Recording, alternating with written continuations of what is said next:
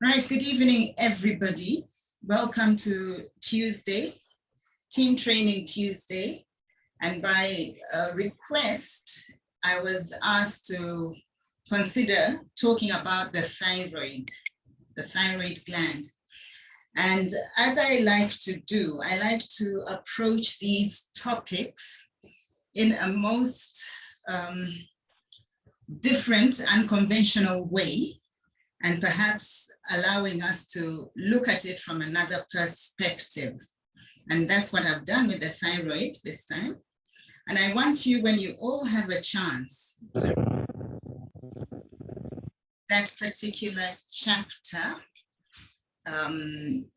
it has some very insightful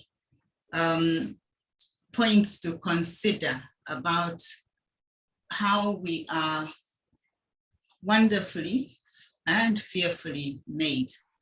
So just to request once more to please remain muted. I see muting myself. And I want to inform you that if you can't remain muted, I actually will put you out of the room. Okay, so here goes.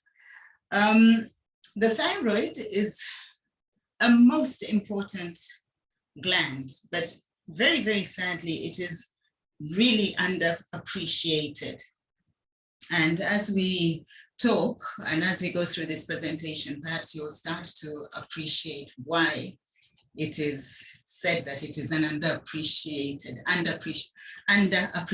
gland.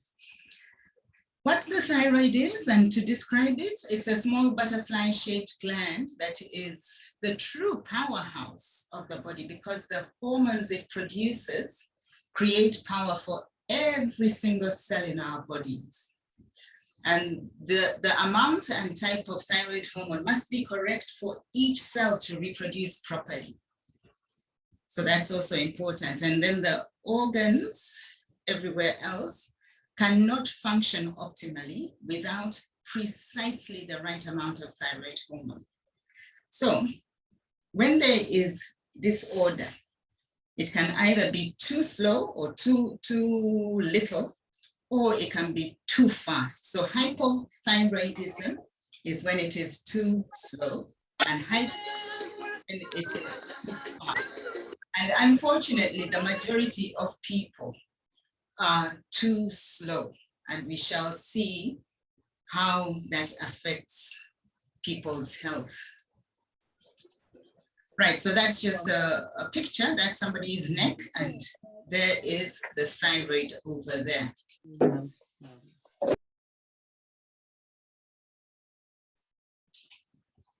Okay. For some reason, muting is proving problematic. So there are 4 types of hormone. It says T1 through to T4. And the number actually denotes the number of iodine atoms attached, iodine molecules attached to the thyroid hormone, okay? So it can be triiodothyronine, which is the active form, or thyroxine, which has 4 iodine atoms, and that is the storage form. So if you can think of it, T4 would be like you have money, but it is in the bank. And then T3 is you have money in cash form in your hand. And so you can actually access that money quickly and use it. So that's the difference between the hormones. And yeah, so let's just carry on. There is also the hormone is actually, the hormone is actually transported in the bloodstream, bound to a protein called thyroxine binding globulin. So it's like its carrier, or a taxi, if you want to call it that, transports it around the bloodstream and then releases it. But there's also a hormone called reverse T3 that prevents free T3 from attaching to cells and prevents its effect. So it is a very, very highly sophisticated system that we need to be in awe of. And so when things go wrong, for example, when it is too much, we have a disease condition called Graves' disease. And on the other hand, when things are too slow, hypothyroidism, I think we have another name for it, which one of the names is Hashimoto's thyroiditis or Hashimoto's disease. So the challenges are like these, the symptoms. The symptoms are many. Sorry, let's do that. The symptoms are almost similar for both hypo and hyperthyroidism, except with hyper, there is a tendency for weight loss. One can become short of breath. Instead of constipation with hypo, there can be a lot of diarrhea and increased appetite and all that. Here we are showing a lady, but that isn't to mean that men don't get thyroid disease. Men can get thyroid problems. However, it is more common in women. I think it's because women have wider swings in their hormonal makeup, and so they are more prone. Or maybe we girls have more work to do as far as our metabolism is concerned. Whichever way it is, those are the symptoms.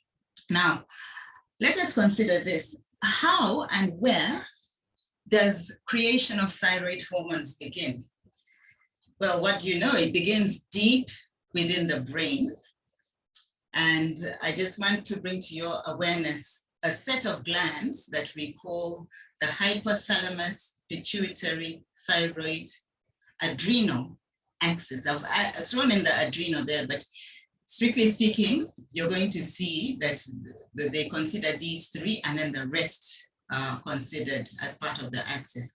They all work together in a very, very sophisticated and a very precise way. And they all make sure that they with other glands produce the hormones as they're required. So there's a picture of what it would look like. The hypothalamus is in the middle of the brain.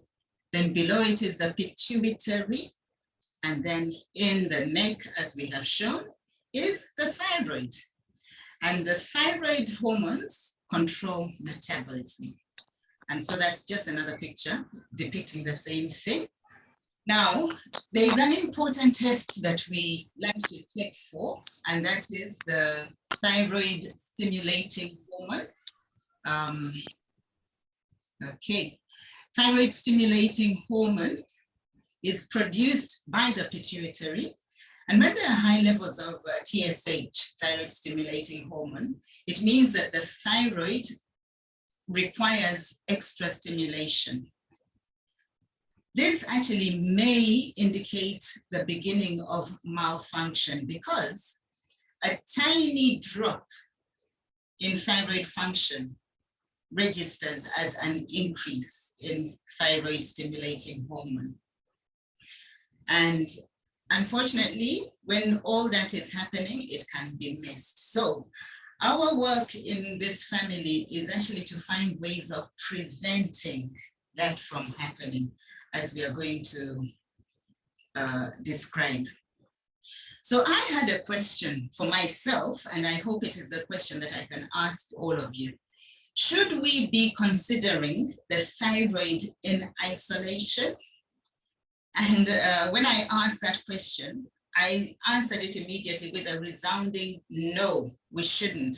Because whenever you think about the thyroid, you must think about the whole network of organs, glands, and biochemical products that we know as hormones, enzymes, and neurotransmitters. So it's very, very, and unfortunately, that has been the tendency in society and in medical practice to single it out and then blame it for a lot of things. But it is not on its own.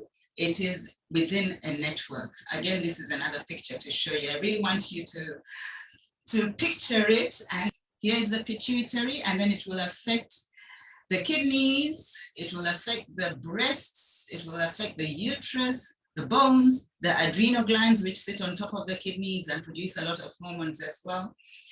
It affects the thyroid, the pituitary affects the thyroid, and then the thyroid churns out all these hormones to the adrenal, to the testes, to the ovary, and then there is that feedback mechanism. Depending on what these hormones are doing, there is always feedback to the hypothalamus, which you can consider if you were picturing it. If for those of you who have flown or fly or have been to a very, very busy airport, there has to be somebody who is an air traffic controller. So the pituitary, the hypothalamus can be considered to be flights and the outgoing flights. And then if there is a flight that is going to clash with another flight, they have to know about it and either redirect or tell one of the flights to wait. That's the job of the hypothalamus. And then it has its assistant here called the pituitary, and then all these ones that are busy flying around, producing the hormones. So it's intricate. It is amazing. We are fearfully and wonderfully made. So just back to the network, it includes stress hormones, sex hormones, it includes the immune function, and it also governs the gut function. So on days when you are super stressed or very, very active, or even fighting off an infection, the thyroid gland has to work harder, because remember, its job is to govern the metabolism of each and every single cell in your body. Also, when you don't get enough sleep, last week I think we discussed sleep. When you do not get enough sleep, the thyroid battles to keep up. So if you wanted another reason for a good night's sleep, there it is for your thyroid health. So when we are advising friends, relatives, we need to advise wisely that foods that stress the gut, because the thyroid influences the gut, foods that stress the gut or the immune system or the adrenals will cause the thyroid to suffer. Now, foods like what? Foods like alcohol, foods like too much coffee. It's okay to drink some coffee, but if you overdo it, then that is a surefire way of draining your adrenals and therefore your thyroid. Some people have food intolerances that they might need to start looking out for and just discovering for themselves and perhaps eliminating those trigger foods. Those will affect the thyroid, and so it carries on. Alternatively, life events and circumstances can cause the thyroid to suffer, such as extreme stress or a bad boss, if you have a bad boss at work, or perhaps bereavement, or some circumstance like that, trauma. All those will cause the thyroid to suffer, and all those also depend on how well your resilient levels are, how resilient you are.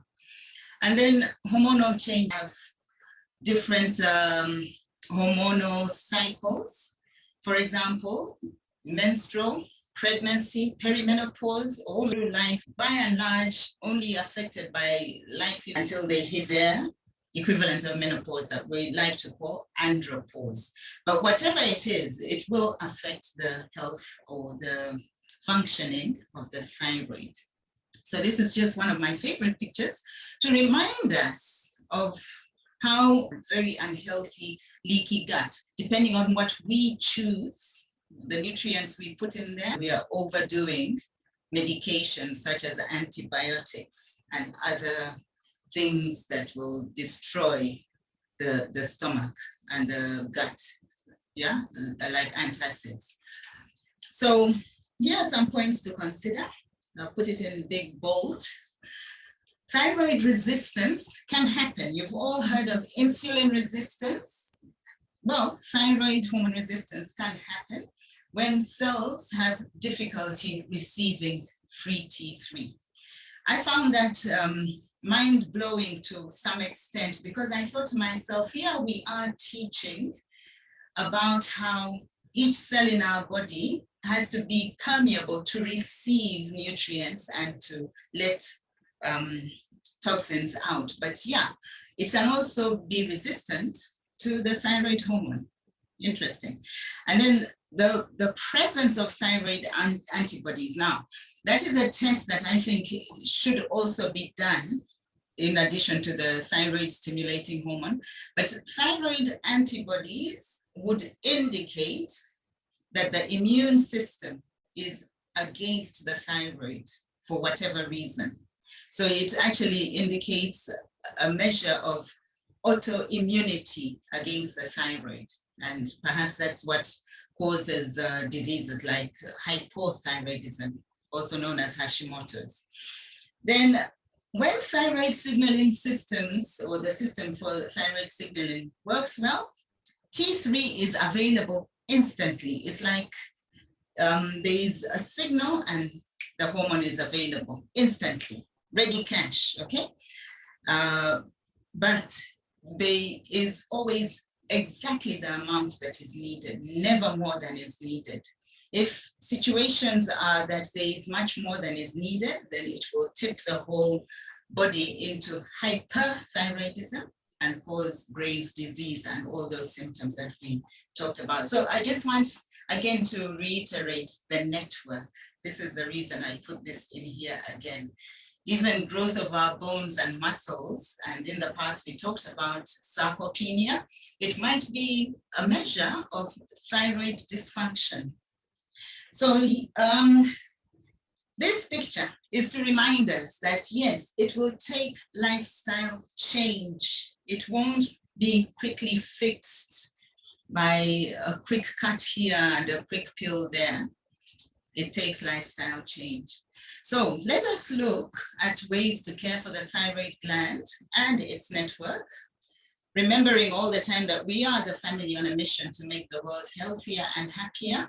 And we do that through lifestyle and nutrition. But let's first look at the foundations.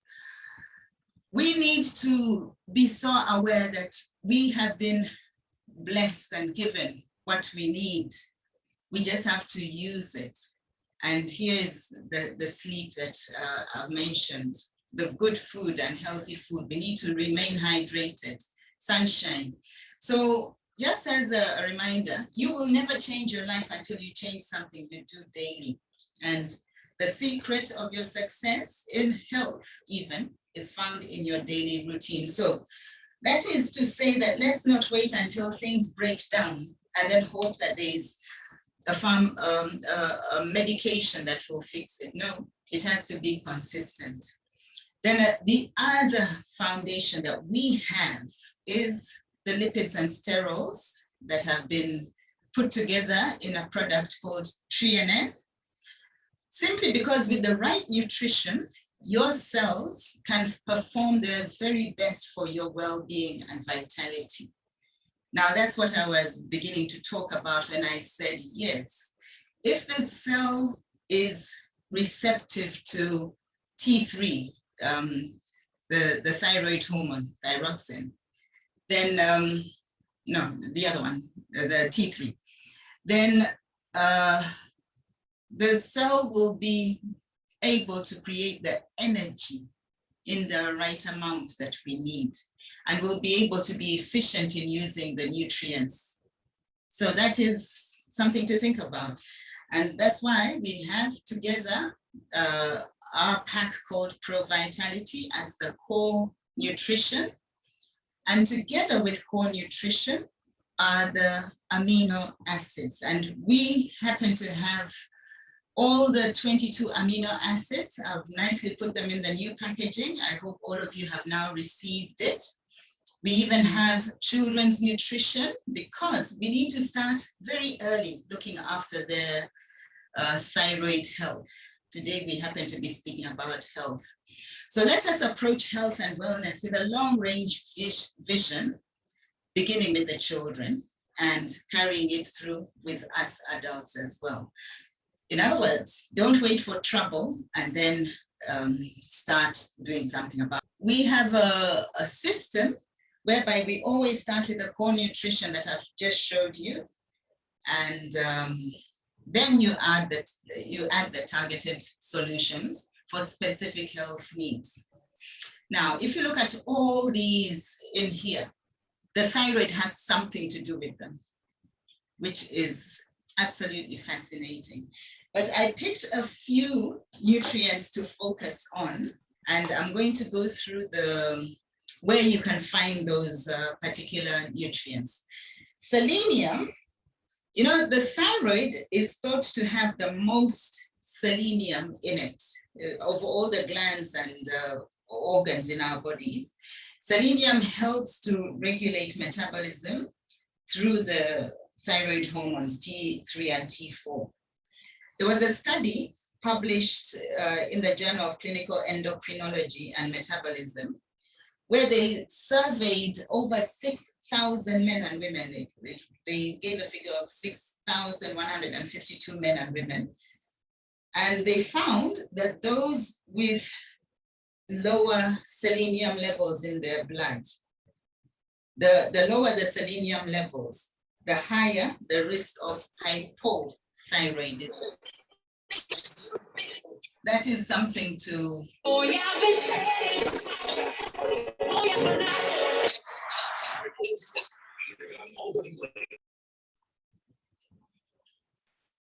Okay. Right. Hypothyroidism as a result of selenium deficiency. And so when they were replenished, when their selenium levels were replenished, amazingly, those with hypothyroidism, one of the effects of which is weight gain and very stubborn weight gain, they were able to reboot their metabolisms and they lost weight satisfactorily. So selenium, we find it among our products. You will find some selenium in the shakes, all the amino acid products, the shakes, the Neolife shake, the Nutri shake, the Sport shake. But importantly, it is in the core nutrition, the other core product called Multi, which is the tablet in the Pro Vitality. The other thing that they found was that selenium actually protects the thyroid from further damage. So should there be any damage already happening, selenium protects it. And that was a study done at the University of Athens Medical School, that is in Greece. And they found that people already afflicted with some thyroid disorder or disease who were then given selenium, it reduced the thyroid damaging antibodies, you know, the antibodies that they were testing for, by about 40%. That is fascinating. So people with Graves' disease, the hyperthyroidism, their quality of life improved, their mood improved, their appetite wasn't so raging, and they were able to also gain healthy weight that they had lost because of the racing metabolism. Then zinc. Zinc activates the thyroid hormones by turning T4, the storage form of thyroid hormone, into T3, which can then be successfully used by the body. So again, another study, and I hope these studies are not becoming overwhelming. There was a study done and published by the Journal of the American College of Nutrition, and they found that a group of just under 70 women, 68 women with hypothyroidism, and then they were given zinc for a time of 3 months, about 12 weeks. Their thyroid hormone levels actually improved significantly to the extent that their hair grew back. That was one of the things. Hypothyroidism leads to hair loss. And the skin changes that had happened reverted back to normal. Their immunity improved, and the T3 levels, the T3 hormone, the available usable thyroid hormone levels were boosted. I'll just stop at copper because the rest will be quite self-explanatory. Copper, you find copper in our range of products. There is a little bit of copper in all the shakes. You also find copper in multi-mineral plus alfalfa. In fact, the amount, it's a trace mineral, copper, but the amount in here is enough. I'm looking at it right now. It's 1 milligram, and that gives you plus or minus your daily requirements for each day in multi-mineral plus alfalfa. So I'll show you the pictures of those. But copper is needed to make ATP by the mitochondria. And that is the energy currency. And it is needed, therefore, to convert T3 and T4 into energy, usable energy. That's what the mitochondria do.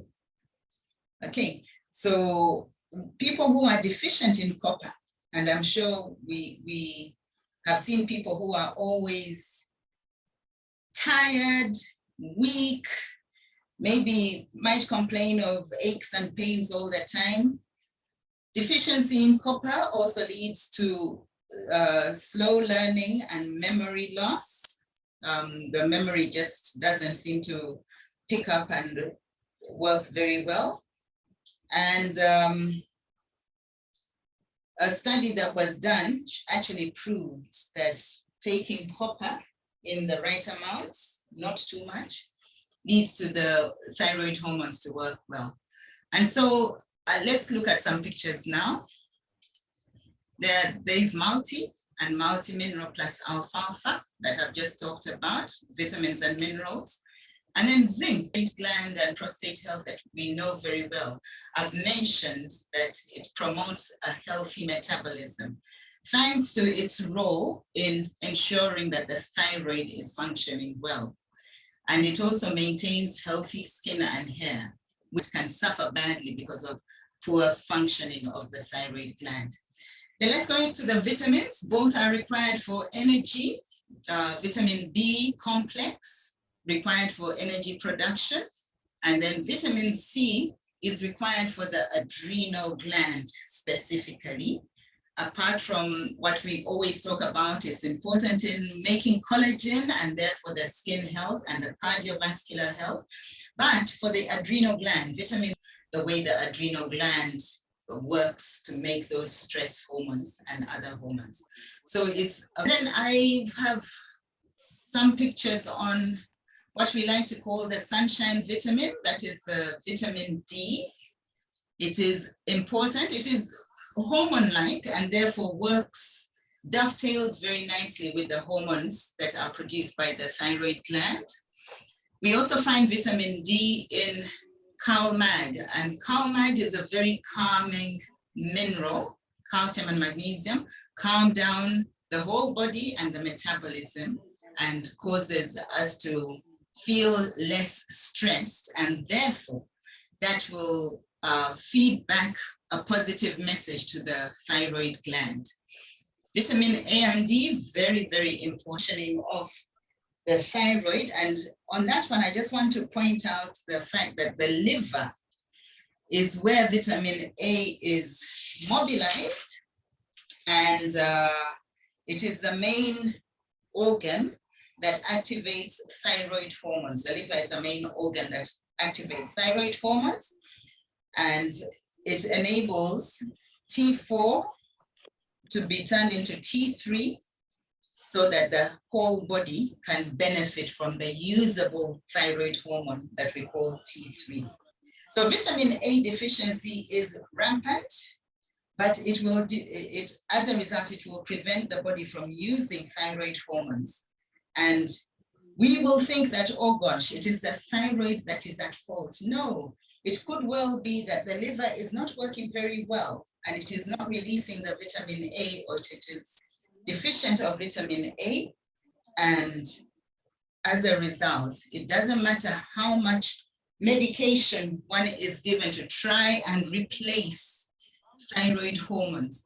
If the liver itself is not doing its job as it should be to release the vitamin A or to have the vitamin A, then the medications won't be effective.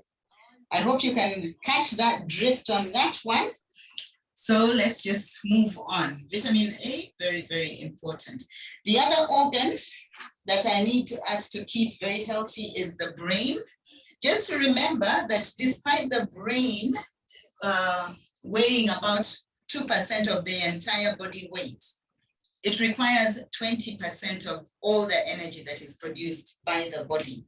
So it is very energy intensive, and so we have to remember to look after our energy production, and hence the importance of ensuring that the thyroid gland works well. So the other things that you can look at are the herbals. They need to picture the ones that we have here in South Africa where I live: feminine herbal, aloe vera, and you have herbal rest and relax. All those are important for ensuring good stress management in order that you don't overstress the thyroid so that it can function well. Okay, then we have, I just wanted to remind you that we have a scientific advisory board with a history of scientific excellence, and we can thank them for producing the products that we have. And they have always led the way. Remember, everything is human natural nutrition from real food. They make sure they lead the way with the Golden Home Care range, which is non-toxic and 100% biodegradable. Now, I bring this up at the very, very end of the presentation just to remind you that if there are toxins, they will impact the thyroid. And we are seeing a lot of people whose thyroids are not working because of toxins in their environment. And so don't forget to make sure that your home is detoxified and you are using non-toxic skincare, because that's another source of course, you are using the supplements as well, real food, whole food nutrition supplements. So ours is to make the world a healthier and happier place. And we want you all, if you're guests on this chat, to discover the possibilities that lie ahead of you. Turn to the person that has invited you to this presentation, because there is a business opportunity attached. There are many business opportunity meetings. I'm sure they can invite you to one of them. Today's presentation has been very specific to talk about thyroid health.